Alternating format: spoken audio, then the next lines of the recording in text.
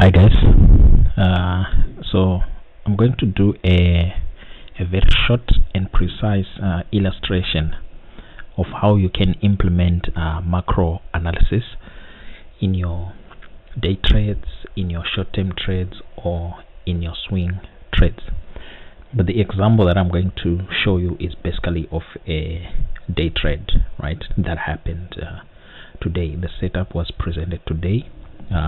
The time we had CPI release, right? So we all know and we all understand now how to identify smart money accumulation for buy models and also smart money distribution for what? For sell models, right? So looking at the two major financials that we look at, which is dollar index and the EURUSD, right? So these two, they are negatively correlated. As we all know, they are negatively correlated, right? And with that in mind, when we are applying our macro analysis, in most cases we are looking for either the benchmark making a higher high and the underlying making a higher low. That is accumulation for buy models. You'll be looking for long opportunities. And then in regards to smart money distribution for sell models, we'll be looking for the benchmark making, say, a lower low and the underlying making a lower high. So this will be ideal for shorting opportunities on that asset that is making lower highs. What it means is it's just returning to fair value for shorting opportunities, and if the underlying is only making higher lows, it means it's just returning to fair value for long opportunities. So we had that scenario today in the markets when we had CPI. We had that scenario in the market. So what I'm going to do is I'm going to open EURUSD chart, and I'm also going to open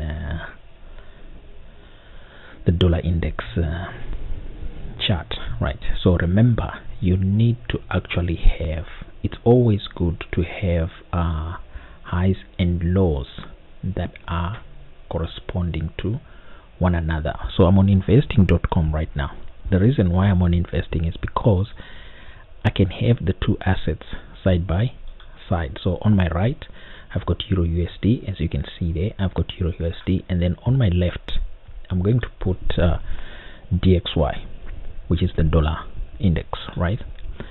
So once I have the dollar index, I'll have to go on time frame where I've got the highs and the lows that I need to what? To compare, right? So for instance, you can see the low on EURUSD on the 13th of January corresponds with the high on dollar index from the 13th of January. But if you go further, right, you can see there's a time when EURUSD on the 3rd of February, EURUSD traded below that low that I've mentioned first, right? So let me just mark this.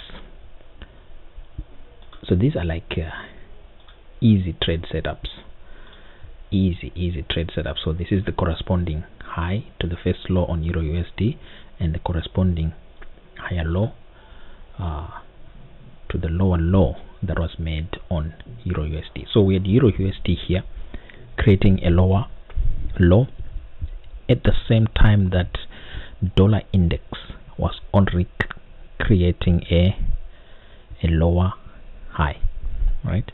At the same time that dollar was creating a lower high. That's smart money distribution for sell model, meaning shorting opportunities were ideal on dollar index, right? So if shorting opportunities are ideal on dollar index, what do? You're going to be looking for shorts on USD CAD, USD CHF, and also USD JPY, and then longs will be ideal on the other four assets: pound USD, NZD USD, and AUD USD. But coming back to today, right? Coming back to today, I'm gonna delete these two lines here. Then I'm gonna go on the hourly chart on EURUSD, right? And I'm gonna go also on the hourly chart on dollar index, right? Let me hide these marks here, right? So this is CPI release, that strong bullish candle on the dollar index, the 3:30 candle, right?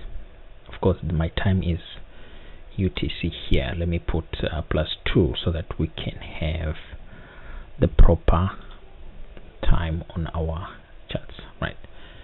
So you can see here, let's go here also. We need to change on EURUSD. I need +2. I'm gonna put Athens.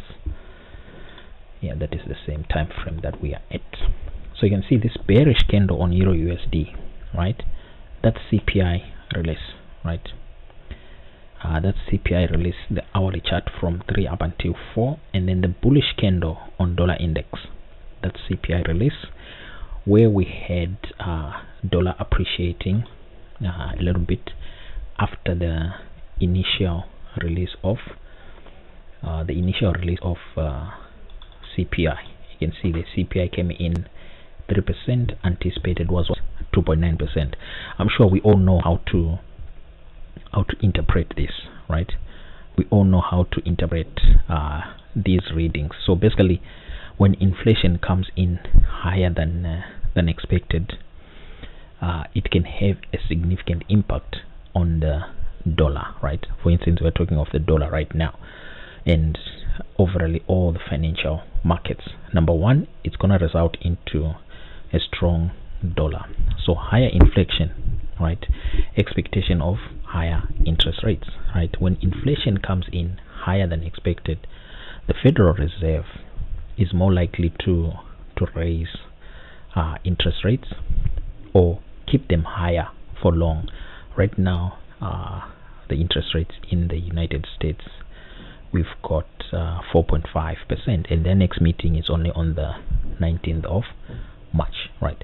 So with that higher CPI that we got today, right, the result is USD appreciated against most currency pairs, right? Reason being that traders are going to anticipate tighter monetary policies, right? Traders are going to anticipate tighter monetary policies. So you can see here with these two charts, we had a decline on EURUSD, and then we had an appreciation, strength coming back into dollar index. But as a well-informed trader, right, your focus is on this previous old high that's on the dollar index, right? Old high. Now this old high corresponds with the old low also on 11 Feb on EURUSD. It corresponds with this low, right? Now you have to ask yourself, why was euro still trading? You have to ask yourself, why didn't euro also create what? A lower low. So dollar index and EURUSD then negatively correlated. When one trades higher, the other one trades lower. But now when there's a discrepancy in terms of the swing highs and the swing points, the swing highs and the swing lows, that's when we implement macro analysis, right? So in this scenario, we had dollar creating a new high, right, at the same time that pound USD was struggling to create a new low at the same time. Look at that candle there, that 1500 hours candle. On dollar, it has already created a new high. So this is basically smart money accumulating for buy models on EURUSD. Price was just returning into fair value for buying opportunities, and dollar index was running stops above an old high. You see, this was a stop hunt. This was a stop hunt above the old high. Price was just running stops, liquidating stops, engineering short liquidity, if you may put it that way. At the same time that pound USD was only returning into fair value. This down close candle there, that becomes your discount array in terms of where price is being drawn to, or you can use this fair value gap right here. Price was just being delivered to fill up the imbalance. Now remember, imbalance is crucial in terms of the draw on liquidity, right? So with that in mind, you can already see euro was showing signs of strength at a time when dollar was running stops above an old high, buy stops above 108.46 on dollar index. The way you would have applied this is you wait for the candle close, right? Remember, highlighting or being in a position to see a run of stop, a stop hunt, is one of the most difficult things to do. But if you have two assets that are negatively correlated to one another, euro was definitely supposed to make a what? A low, but it didn't.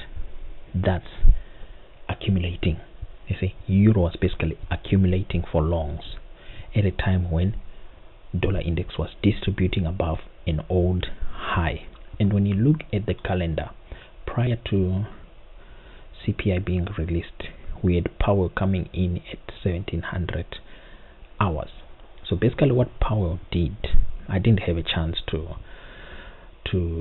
listen to the testifying of Powell. I didn't have the time to do that, but from my random thinking, already what Powell said there resulted in dollar trading to the downside. You see, it resulted in dollar trading to the downside. So you can see how that long opportunity on Euro USD panned out.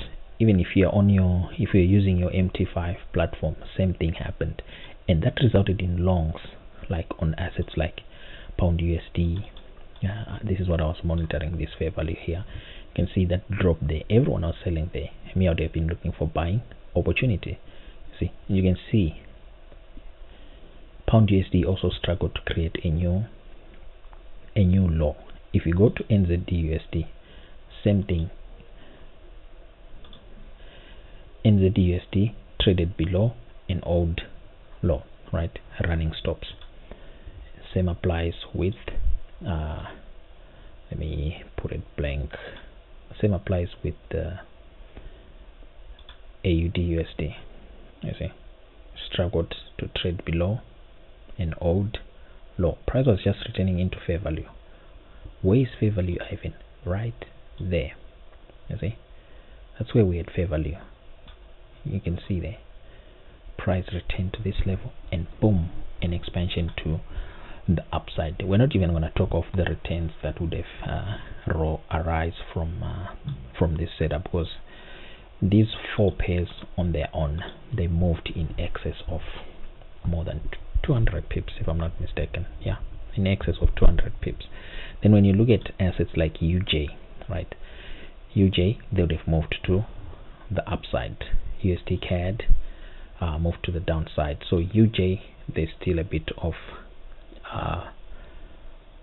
lagging that's happening on USD JPY. This is where you go to the calendar now, and then you see when next can we have a catalyst that's gonna move or impact USD JPY. I'm just gonna check tomorrow if we have any yen fundamentals.